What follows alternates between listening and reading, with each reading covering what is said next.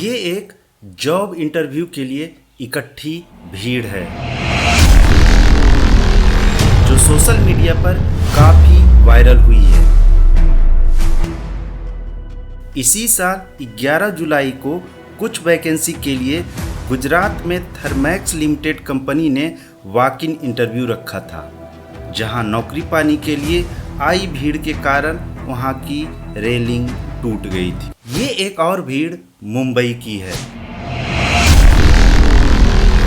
जहां air India में handyman और यूटिलिटी एजेंट्स की नौकरी पाने के लिए आए हजारों बेरोजगार युवा हैं। ये हैंडीमैन और यूटिलिटी एजेंट्स एयरपोर्ट पर बैगेज लोडिंग और अनलोडिंग जैसे काम करते हैं। ये यूपी पेट एग्जाम की भीड़ है, जहां ग्रुप बी और ग्रुप सी की नौकरी पाने के लिए लाखों युवा एग्जाम के लिए जा रहे हैं।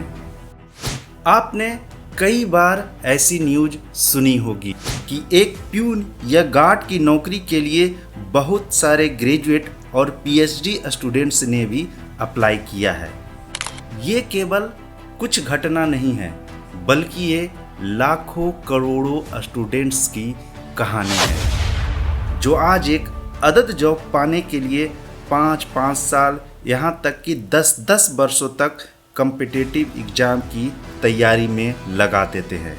तो क्या करें, हम लोग का लास्ट ऑप्शन वही है सरकारी नौकरी, और नहीं तो हम लोग मतलब बस सोच लिए कि भीख जैसे मांगता है कटोरा लेकर, उस माफिक हम लोग हैं। फिर जिंदगी फिर वो नर्क बन जाएगा मेरा, क्या करेंगे। यूपीएससी की मात्र 1100 वैकेंसी के लिए करीब 10 लाख स्टूडेंट्स एग्जाम में शामिल होते हैं। नीट की 54,000 सीट के लिए 23 लाख कैंडिडेट ने एग्ज़ाम दिया है। उसी तरह जेईई में कुल 54,000 सीट है, जबकि 12 लाख कैंडिडेट ने एग्ज़ाम दिए। आखिर स्टूडेंट्स केवल एक जॉब पाने से आगे का फ्यूचर क्यों नहीं देख पाते हैं?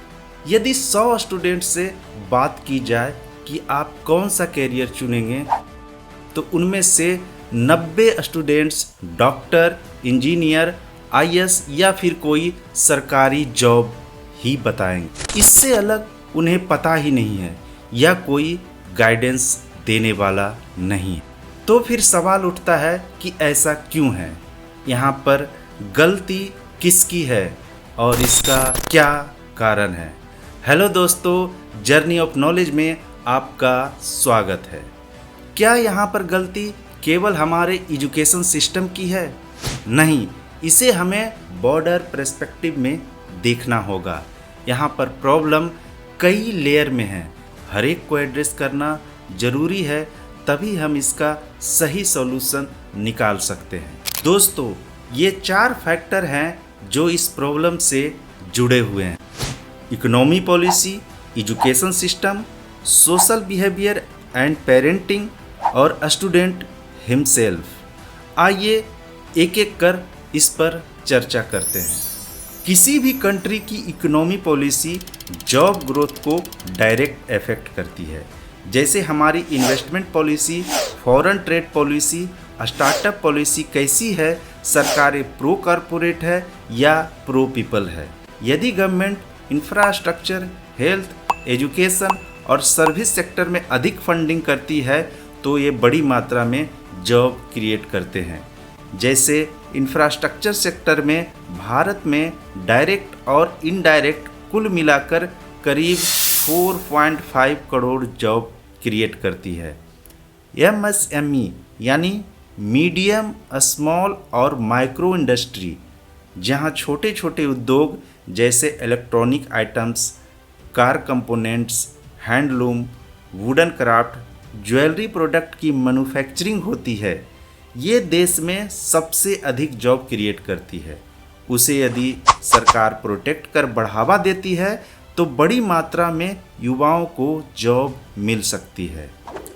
भारत में एमएसएमई यानी मीडियम, स्मॉल और माइक्रो इंडस्ट्री करीब 11 करोड़ जॉब देती है। वहीं सभी बिग कारपोरेट कुल मिलाकर केवल 1.2 करोड़ जॉब ही प्रोवाइड करती है। वही एमएसएमई की पहुंच गांव-गांव तक है, जबकि बिग कारपोरेट केवल शहरों में ही रोजगार दे पाती है। लेकिन यदि हमारे पास जॉब की कमी है तो क्या हमारा एजुकेशन सिस्टम कोई अल्टरनेट ऑप्शन के लिए हमें तैयार करता है? हमारे स्कूल और कॉलेजों में जो सिलेबस पढ़ाए जाते हैं वो अधिकतर थ्योरी बेस्ड होते हैं।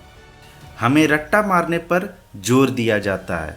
आज की जो मॉडर्न एजुकेशन सिस्टम है उसे 18वीं और 19वीं शताब्दी में जब दुनिया में औद्योगिक क्रांति हुई उसके बाद उन उद्योगों की ज़रूरत को पूरा करने के हिसाब से बनाई गई है।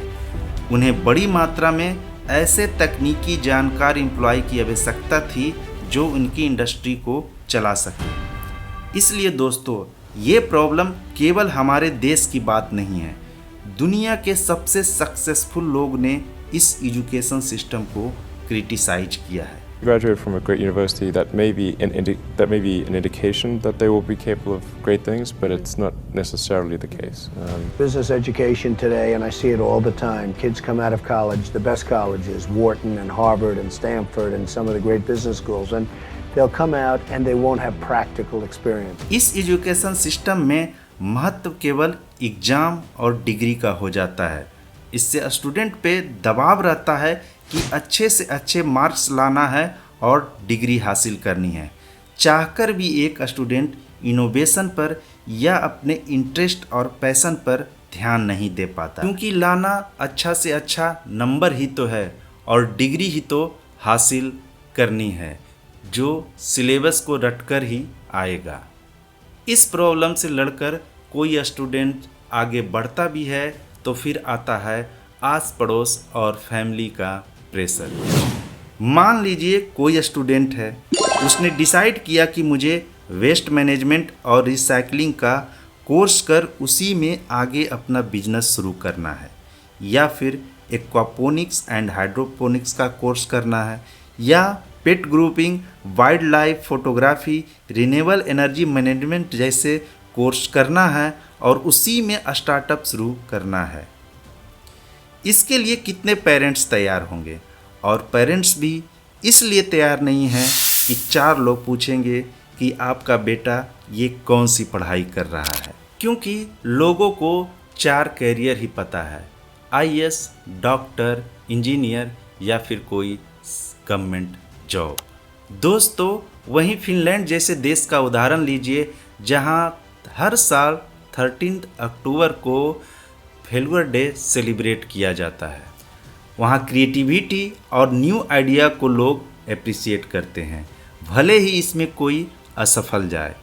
इसलिए उन्हें बूस्टअप के लिए वो फेलियर को भी सेलिब्रेट करते हैं। और यही कारण है कि मात्र 54 लाख आबादी वाले देश में पिछले 15 वर्षों में स्टार्टअप में भारी उछाल आया है और अब वहाँ 300 से ज़्यादा स्टार्टअप्स हैं जिनकी वैल्यू करीब 4.25 ट्रिलियन रुपीज़ है।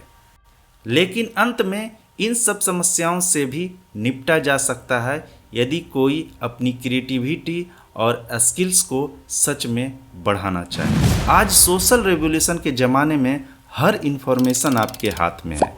किसी भी सेक्टर में यदि आपको जाना है तो उसकी जानकारी यहाँ मौजूद है। यदि आप कोई स्किल्स सीखना चाहते हैं तो हर तरह के स्किल्स डेवलपमेंट और लर्निंग के लिए ऑनलाइन कोर्सेज यहाँ मौजूद हैं।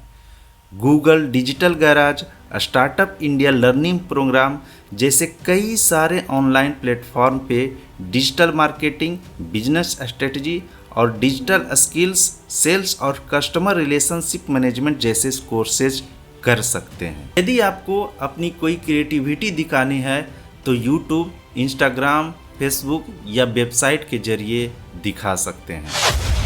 आप कोई ब्लॉग लिखते हैं, कोई आर्ट जानते हैं, acting, dancing, painting, comedy, movie review, gadget review या बुक रिव्यू जैसे काम कर सकते हैं। इसलिए दोस्तों बेरोजगारी की समस्या का कोई एक सॉल्यूशन नहीं है। इससे छुटकारा पाने के लिए हमें कई स्तरों पर काम करना पड़ेगा। गवर्नमेंट को, एजुकेशन सिस्टम को, पेरेंट्स को, और इन सब के बाद अंत में आता है कि इन समस्याओं से लड़ते हुए आप खुद को आगे कैसे बढ़ाते हैं। आगे और भी हमारी वीडियो देखने के लिए इस चैनल को सब्सक्राइब करना ना भूलें। धन्यवाद।